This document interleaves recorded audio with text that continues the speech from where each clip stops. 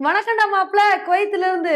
இப்படிதாங்க நம்ம பிரதமர் மோடி குவைத்துல இருந்துகிட்டு கூட தமிழ்ல வந்து வணக்கம் சொல்லியிருக்காருங்க. இத வந்து பார்க்கும்போதுதான் நமக்கு ரொம்பவே ஆச்சரியமா வந்திருக்கு. இன்னைக்கு நம்ம வீடியோல பிரதமர் மோடி அவர்களோட குவைத்து பயணத்தை பத்தி தான் வந்து பார்க்க போறோம்.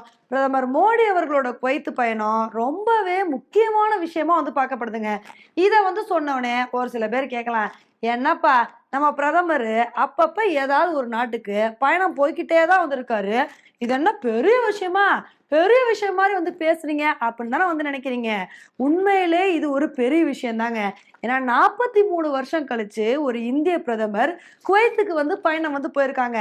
கடைசியா நம்ம இந்திய பிரதமர் எப்ப வந்து பயணம் மேற்கொண்டாங்க அப்படின்னா 1981ல நம்ம இந்திரா காந்தி அவர்கள் தான் வந்து குவைத்துக்கு பயணம் போனாங்க.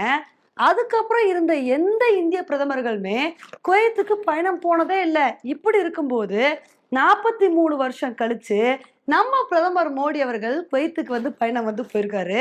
இவரோட பயணம் வந்து 2 நாள் பயணமா வந்திருந்திருக்குங்க. இப்ப எதனால பிரதமர் மோடி அவர்கள் அங்க வந்து போயிருக்காரு அப்படின்னா, குவைத்தோட குரோன் பிரின்ஸ் வந்து நம்ம இந்தியாவுக்கு ஒரு தடவை வந்தப்ப, நீங்க வந்து எங்க நாட்டுக்கு வந்தா நல்லா இருக்கும், எங்க நாட்டுக்கு வந்தா நாங்க ரொம்ப சந்தோஷப்படுவோம் அப்படின்னு இது மாதிரி நம்ம பிரதமர் மோடி அவர்களை வந்து இன்வைட் பண்ணியிருந்தாரு. இந்த ஒரு இன்விடேஷனை ஏத்துக்கிட்டு தான் நம்ம பிரதமர் மோடி அவர்கள் இப்ப வந்து குவைத்துக்கு வந்து போயிருக்காரு. அங்க போய் நிறைய முக்கியமான விஷயங்கள் வந்து நடந்திருக்குங்க. அங்க போய் பிரதமர் மோடி அவர்கள் வந்து குரோன் பிரின்ஸை மீட் பண்ணி பேசியிருக்காரு. நிறைய முக்கியமான டெலிகேஷன் கூட மீட்டிங் எல்லாம் வந்து நடத்திருக்காரு. ஸோ இந்த ஒரு மீட்டிங்ல 2 நாட்டு தலைவர்களும் என்ன டிஸ்கஸ் பண்ணிக்கிட்டாங்க அப்படின்னா, இந்திய குவைத்தோட உறவுகளை அடுத்த கட்டத்துக்கு வந்து கொண்டு போகணும்ப்பா. ஏன்னா ஆல்ரெடி 2 நாடோட வர்த்தகம் அப்படின்றது ரொம்ப சூப்பரா வந்து போய்கிட்டு இருக்கு. இன்னுமே வந்து இதை அதிகப்படுத்தணும். ஏன்னா இந்த வருஷம் 2023 டு 24 இந்த கரண்ட் இயர்ல நம்ம 2 நாடுகளோட வர்த்தகம் எவ்வளவு இருந்துச்சு அப்படின்னா 89,000 கோடி வரைக்கும் வந்துருச்சு. இன்னுமே இது அடுத்த கட்டத்துக்கு வந்து கொண்டு போகணும். இது மட்டும் இல்லாம இந்தியாவும் எங்க கிட்ட இருந்து நிறைய க்ரூட் ஆயிலை வந்து இம்போர்ட் பண்ணிட்டு வந்துட்டு இருக்கீங்க. ஸோ இந்த மாதிரிலாம் வந்து இருக்கிறனால இன்னுமே இந்திய குவைத் உறவுகளை நல்ல ஒரு இணக்கமா வந்து கொண்டு போகணும்னு இது மாதிரி 2 நாடு தலைவர்களும் டிஸ்கஸ் பண்ணி வந்து பேசியிருக்காங்க. உண்மையிலே இந்தியாவை பொறுத்த வரைக்கும் குவைத் வந்து ஒரு முக்கியமான நாடாக தான் வந்திருக்காங்க.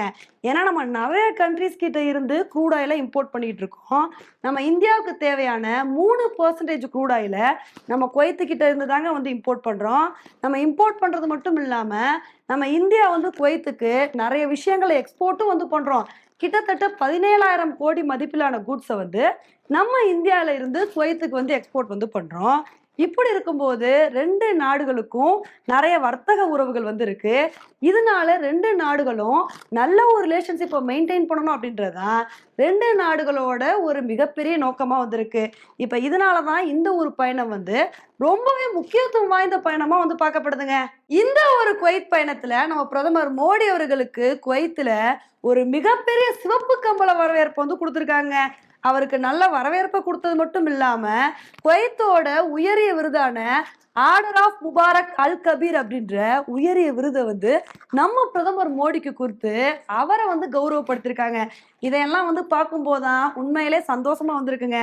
இந்த விருதை வாங்கினவனே பிரதமர் மோடியோட மைண்ட் செட் எப்படி இருந்திருக்கும் அப்படின்னா, போதும் போதும் போதும் லிஸ்ட் பெருசா போகுது அப்படின்ற மாதிரிதான் பிரதமர் மோடிக்கு இது வந்து 20வது விருது. அந்த அளவுக்கு ஒவ்வொரு நாடுக்கும் பிரதமர் மோடி அவர்கள் வந்து போகும்போது அந்த நாடு கௌரவப்படுத்தி பிரதமர் மோடிக்கு ஏதாவது ஒரு விருதை கொடுத்துட்டு தான் வந்திருக்காங்க.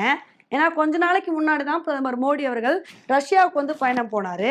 அங்க ரஷ்யாவோட உயரிய விருதை வந்து பிரதமர் மோடிக்கு வந்து கொடுத்துருந்தாங்க. இது மாதிரி உலக அரங்குல பிரதமர் மோடிக்கு கிடைக்கிற அங்கீகாரம் அப்படின்றது நாளுக்கு நாள் அதிகமாகிக்கிட்டே வந்திருக்குங்க. ஸோ இந்த ஒரு குவைத் விசிட்ல இன்னொரு இம்பார்ட்டன்ட் இன்சிடென்ட் ஒன்று நடந்திருக்கு. பிரதமர் மோடி அவர்கள் போய் அங்க இம்பார்ட்டன்ட் தலைவர்களை மட்டும் மீட் பண்ணாம குவைத்துல நம்ம இந்தியர்கள் நிறைய பேர் அங்க ஒர்க் பண்ணுவாங்க பாத்தீங்களா, அங்க போய் அவங்கள மீட் பண்ணி வந்து பேசியிருக்காரு. அதுல வந்து தூத்துக்குடியை சேர்ந்தவர் ஒருத்தர் பிரதமர் மோடி கிட்ட டைரக்டா வந்து பேசியிருக்காருங்க. நான் வந்து தமிழ்நாட்டுல இருந்து வரேன் அப்படின்ற ஒரு வார்த்தைய அவர் ஹிந்தில தான் வந்து சொன்னாரு. இத வந்து கேட்டவனே பிரதமர் மோடி என்ன சொன்னாரு அப்படின்னா, வணக்கம் அப்படின்னு தமிழ்ல கெத்தா சொன்னாரு பாருங்க. உண்மையிலே புல்லரிச்சு போச்சுங்க. அவர் சொன்ன அந்த வார்த்தை இங்க உட்காந்து மொழி அரசியல் பண்ணிட்டு இருக்காங்க பாத்தீங்களா, அப்படியே அவங்க மூஞ்சில கரிய பூசுற மாதிரி வந்துருந்துச்சுங்க. ஏன்னா இங்க உள்ளவங்க எல்லாம் என்ன சொல்லிட்டு இருக்காங்க அப்படின்னா, நீங்க வேணும்னே ஹிந்தியை திணிக்கிறீங்க, தமிழை வந்து அழிக்கணும்னு நினைக்கிறீங்க அப்படின்னு இது மாதிரி பேசிட்டு வந்துட்டு இருக்கு மத்தியில அந்த நபர் வந்து ஹிந்தியில தான் வந்து பேச ஆரம்பிச்சாரு. அவர் ஹிந்தியில பேச ஆரம்பிச்சா கூட நான் தமிழனுக்கு வந்து தமிழ்ல பதில் சொல்வேன், தமிழ்ல வணக்கம் சொல்வேன்னு வணக்கம்னு ஸ்டார்ட் பண்ணி வந்து அந்த ஸ்பீச்சை கேட்டார் பாத்தீங்களா? உண்மையிலே வேற லெவல் தான் அப்படின்னு இந்த விஷயத்துல பிரதமர் மோடியை நமக்கு வந்து பாராட்டதாங்க வந்து தோணுது. இதுக்கப்புறமாவது இங்க உள்ளவங்க மொழி அரசியல் பண்ணாம கரெக்டான அரசியல் பண்ணா பரவாயில்ல. இப்ப இது மட்டும் இல்லாம பிரதமர் மோடி அவர்கள் குவைத்துல இருந்துகிட்டு இந்தியர்களை கௌரவப்படுத்துற மாதிரி பெருமைப்படுத்துற மாதிரி நிறைய விஷயங்களை வந்து பேசியிருக்காருங்க. இவர் என்ன சொல்லியிருக்காரு அப்படின்னா, உலகத்தோட டெவலப்மெண்ட்டுக்கே இந்தியா தான் ஒரு இன்ஜின் மாதிரி வந்திருக்கு. ஏன்னா இந்தியர்களை பொறுத்த வரைக்கும் எங்க நாட்டு பொருளாதாரத்துக்கு மட்டும் வந்து செயல்படாம மற்ற நாட்டு பொருளாதாரத்துக்காண்டி வந்து ஹெல்ப் பண்ணிட்டு இருக்காங்க. நாளைக்கு குவைத் வந்து எவ்வளோ பெரிய ஒரு நாடா வந்து மாறப்போகுது பாருங்க. புதிய குவைத்தா மாறுறதுக்கு எங்க இந்தியர்களோட பங்கும் வந்து தேவைப்படும். அந்த அளவுக்கு இந்தியர்கள் இங்க அதிகமா வந்து ஒர்க் பண்றாங்க அப்படின்னு இந்த மாதிரி ஒரு சூப்பரான கருத்தை வந்து சொல்லியிருக்காருங்க. இவர் சொன்னதுல 100% உண்மை இருக்கு அப்படின்னு தாங்க வந்து சொல்லணும்.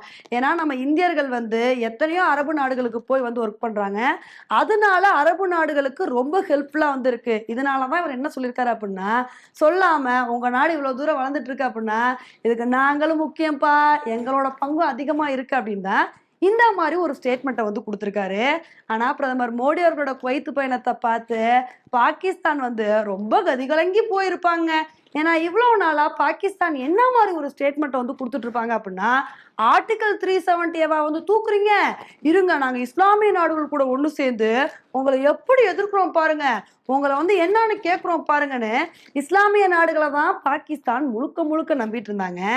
ஆனா அவங்க நினைச்சதுக்கு அப்புறம் இஸ்லாமிய நாடுகள் வந்து பாகிஸ்தானை அப்படியே அம்போன்னு விட்டுட்டாங்க. யுஏஇ, சவுதி அரேபியான்னு எல்லாருமே இந்தியா பக்கம் வந்து திரும்ப ஆரம்பிச்சிட்டாங்க. இந்தியா கூட நல்ல ஒரு ரிலேஷன்ஷிப்பை வந்து மெயின்டைன் பண்ணிட்டு இருக்கோம். ஆனா எத்தனையோ இஸ்லாமிய நாடுகளுக்கு நம்ம பிரதமர் மோடி அவர்கள் பயணம் போயிருந்தாலும் குவைத்துக்கு மட்டும் பயணம் போகாம அந்த ஒரு நாடு மட்டும் பெண்டிங்லேயே வந்துருந்துச்சு. ஆனா இப்ப நம்ம பிரதமர் மோடி அவர்கள் குவைத்துக்கும் பயணம் போய் பாகிஸ்தான் வயித்துல புளிய கரைக்க வச்சுட்டாருங்க. இதுலயும் அங்க இவர் பண்ண விஷயங்கள் தான் நிறைய மாசான சம்பவங்களா வந்திருக்கு. ஏன்னா பிரதமர் மோடி அவர்களை பொறுத்த வரைக்கும் அங்க என்ன பண்ணிருக்காரு அப்படின்னா, மகாபாரதம் அதுக்கப்புறம் வந்து ராமாயணம் இந்த விஷயங்கள் எல்லாத்தையுமே அரபு மொழியில மொழிபெயர்த்து அங்க வந்து வெளியிட்டிருக்காரு. இந்த வீடியோஸ்லாம் சோசியல் மீடியால பயங்கர வைரலா வந்து ஷேர் ஆகிட்டு இருக்கு. இதெல்லாம் வந்து பார்க்கும்போது பாகிஸ்தானுக்கு எப்படி இருக்கும்?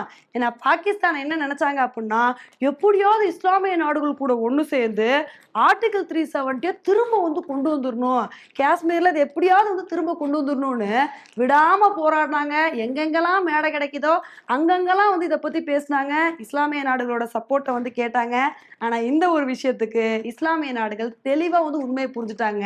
எப்பா நீ சொல்றதெல்லாம் கேட்க முடியாது, அது அவங்க நாட்டு பகுதி, அவங்க நாட்டுல என்ன பண்ணணுமோ அதை அவங்க கரெக்டா வந்து பண்ணுவாங்க, நீங்க தேவையில்லாம இதை பத்திலாம் பேசாதீங்க அப்படின்னு பாகிஸ்தானுக்கு ஹெல்ப் பண்ணாதது மட்டும் இல்லாம பாகிஸ்தான் வந்து கேட்குற உதவிகள் எதையுமே வந்து பண்ணாம அப்படியே மறுத்துட்டாங்க.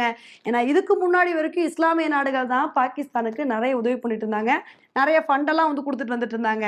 ஆனா எப்ப இந்தியா கூட இஸ்லாமிய நாடுகள் க்ளோஸ் ஆக ஆரம்பிச்சாங்களோ அதுக்கப்புறம் அப்படியே வந்து பாகிஸ்தானை அம்போன்னு விட ஆரம்பிச்சிட்டாங்க. இப்போ முழுக்க முழுக்க பாகிஸ்தான் யாரை நம்பிட்டு இருக்காங்க அப்படின்னா சீனாவை தான் நம்பிட்டு இருக்காங்க.